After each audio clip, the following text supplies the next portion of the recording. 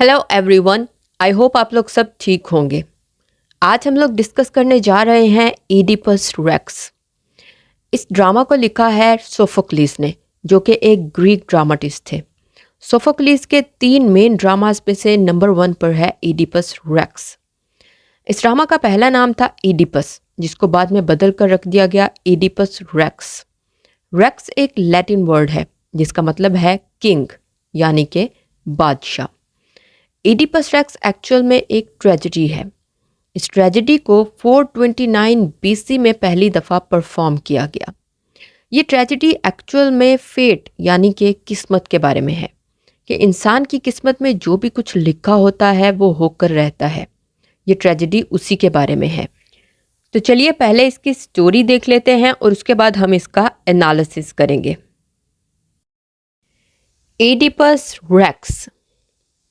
Thebes के शहर में एक ख़तरनाक बीमारी फैल जाती है, जिसके नतीजे में शहरी मरने लग जाते हैं।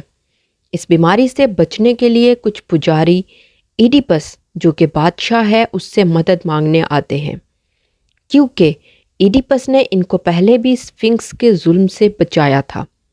उन पुजारियों के आने से पहले ही इडिपस अपने ब्रदर इन लॉ क्रियोन को इस मसले के हल के लिए गॉड अपोलो के पास भेजता है। थीब्स के बादशाह लायस के पुरअसरार कत्ल के बाद इडिपस थीब्स का बादशाह बन जाता है और वो क्वीन जोकास्टा से शादी कर लेता है और किंग लायस के कातिल का भी पता नहीं चलता। क्रियोन ओरेकल की न्यूज़ के साथ वापस पहुंचता है। वो इडिपस को बताता है कि इस मसले का एक ही हल है कि किंग लायस के कातिल को ढूंढा जाए और उसे सज़ा दी जाए, क्योंकि कातिल अभी भी थीब्स में मौजूद है। इडिपस कातिल को ढूंढने और उसे सज़ा सुनाने की कसम खाता है। वो थीब्स के लोगों से कहता है कि उन्हें कातिल की कोई भी खबर मिले तो वो बताएं। इडिपस प्रोफेट टेरेसेस को बुलवाता है ताकि मसले का हल निकल सके, लेकिन टेरेसेस मदद करने से इनकार कर देता है। इडिपस इन पर किंग लायस के कत्ल में शामिल होने का इल्ज़ाम लगाता है और उन्हें बुरा भला कहता है। यह सुनकर टायरेसिस को गुस्सा आ जाता है और वो कहता है कि इस बीमारी की वजह तुम हो, तुमने किंग लायस का कत्ल किया है। इस पर इडिपस टायरेसिस को बुरा भला कहता है और कहता है कि तुम ये सब क्रियोन के साथ मिलकर कर रहे हो, क्योंकि तुम मुझे बादशाहत से हटाना चाहते हो। लेकिन जोकास्टा इडिपस से इल्तिजा करती है कि उसका भाई बेगुनाह है, इसलिए उसे जाने दिया जाए। और वो इडिपस से कहती है कि किसी प्रोफेसी पर यकीन ना करो, क्योंकि ऐसी ही एक प्रोफेसी उसे भी मिली थी कि उनका बेटा किंग लायस को कत्ल करेगा, जबकि किंग लायस को अजनबी लोगों ने कत्ल किया और उनका बेटा तो पहाड़ों में मरने के लिए छोड़ दिया गया था। इडिपस जोकास्टा की बात सुनकर सोच में पड़ जाता है, क्योंकि जिस क्रॉस रोड पर लायस का कत्ल हुआ उसी तरह की जगह पर इडिपस से भी एक कत्ल हुआ था। इडिपस किंग लायस के कत्ल के ऐनी शाहिद को बुलवाता है और वो जोकास्टा को बताता है कि ओरेकल्स का इसकी ज़िंदगी में बड़ा किरदार है। एक प्रोफेसी उसे भी मिली थी कि वो अपने बाप का कत्ल करेगा और अपनी माँ के साथ सोएगा, इसलिए वो कोरियंथ से भाग निकला। कोरियंथ वो शहर है जहाँ इडिपस पला बड़ा था। कोरियंथ से एक मैसेंजर पैगाम लेकर आता है कि इडिपस के वालिद यानी किंग पॉलीबस मर चुके हैं। ये सुनकर इडिपस को थोड़ी तसल्ली हो जाती है कि शायद प्रोफेसी गलत थी, लेकिन अभी भी वो थोड़ा परेशान रहता है क्योंकि उसकी माँ जिंदा है। लेकिन मैसेंजर इडिपस को बताता है कि वो परेशान ना हो, क्योंकि वो किंग पॉलीबस का असल बेटा तो है ही नहीं, बल्कि मैसेंजर ने ही उसे किंग और क्वीन के हवाले किया था जब एक शेपर्ड ने पहाड़ों से उसे ढूंढा था और मैसेंजर को दिया था। शेपर्ड वही ऐनी शाहिद है जिसे इडिपस ने बुलवाया था। जोकास्टा रोते हुए इडिपस से कहती है कि इस सब को यहीं पर ख़त्म करो, लेकिन इडिपस अपनी पैदाइश की कहानी जानने पर जोर देता है, जिस पर जोकास्टा रोते हुए वहां से चली जाती है। शेपर्ड ایڈیپس کے پاس پہنچتا ہے لیکن اسے سچائی بتانے سے انکار کر دیتا ہے۔ ایڈیپس اسے دھمکی دیتا ہے۔ ایڈیپس کے ڈرانے پر وہ بتاتا ہے کہ ایڈیپس کنگ لائس اور جوکاستا کا ہی بیٹا ہے، جسے شیپرڈ نے مارنے کی بجائے میسنجر کے حوالے کیا تھا۔ یہ سن کر ایڈیپس کو احساس ہوتا ہے کہ اس نے تو پروفیسی کو پورا کر دیا ہے۔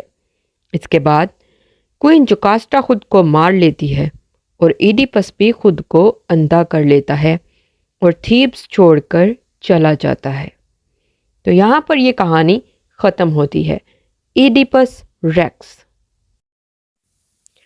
سٹوری کو ہم نے دیکھ لیا، اب اس کا انالیسس کرتے ہیں ہم۔ انالیسس میں سب سے پہلے ہم plot construction of Oedipus Rex پر بات کریں گے۔ ایڈیپس کا پلاٹ دیکھتے ہوئے ہم سب سے پہلے بات کریں گے ایکسپوزیشن کی۔ ایکسپوزیشن سٹارٹ ہوتا ہے جب پلے سٹارٹ ہوتا ہے۔ سٹارٹ میں ہم دیکھتے ہیں 3 مین چیزیں جو ریویل ہوتی ہیں۔ نمبر 1، ایڈیپس تھیبس میں پہنچتا ہے اور ان کو لوگوں کو سفنکس کے عذاب سے بچاتا ہے۔ نمبر 2، کنگ لائس کا مرڈر، اور نمبر 3، پلیگ، جس کی وجہ سے لوگ مرنا شروع ہو جاتے ہیں۔ یہ 3 چیزیں ہیں ایکسپوزیشن میں۔ اس کے بعد اوپر ہم جاتے ہیں رائزنگ ایکشن کی طرف۔ رائزنگ ایکشن میں ہم دیکھتے ہیں کہ کریون واپس آتا ہے تھیبس اور ایڈیپس کو بتاتا ہے کہ پلیگ سے بچنے کا ایک ہی طریقہ ہے کہ کنگ لائس کے مرڈر کو ڈھونڈا جائے اور اس کو سزا دی جائے۔ اس کے بعد ہم اوپر جاتے ہیں، وہاں پر آتا ہے پیریپٹایا یعنی کہ ریورسل۔ ریورسل تب سٹارٹ ہوتا ہے جب میسنجر تھیبس میں پہنچتا ہے اور ایڈیپس کو بتاتا ہے کہ کنگ پولیبس کی موت ہو گئی ہے۔ یہاں سے ریورسل سٹارٹ ہوتا ہے۔ اس کے بعد ہم پہنچتے ہیں کلائمیکس پہ۔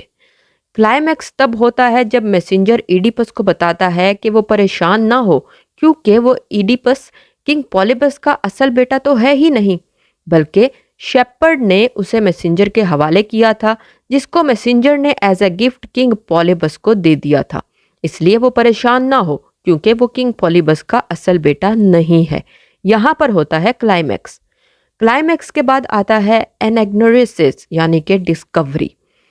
ایڈیپس کو پتہ چلتا ہے شیپرڈ کے پہنچنے پر اس کی ٹرو آئیڈینٹی کے بارے میں، یعنی کہ اصل شناخت کے بارے میں۔ شیپرڈ اس کو بتاتا ہے کہ وہ کنگ لائس اور کوئن جوکاسٹا کا اصل بیٹا ہے اور وہی مرڈرر ہے کنگ لائس کا، اور اس نے اپنی ماں کے ساتھ شادی کی ہے۔ اور ایڈیپس کو پتہ چلتا ہے کہ اس نے پروفیسی کو مکمل کر دیا ہے۔ تو یہاں پر آتا ہے ڈسکوری۔ اس کے بعد ہم چلتے ہیں کیٹاسٹروفی کی طرف، یعنی کہ سفرنگ کی طرف۔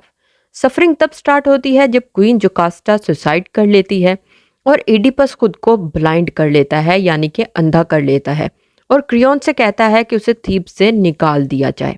یہاں پر آتی ہے کیٹاسٹروفی۔ اور اینڈ پر ہم چلتے ہیں ریزولوشن کی طرف۔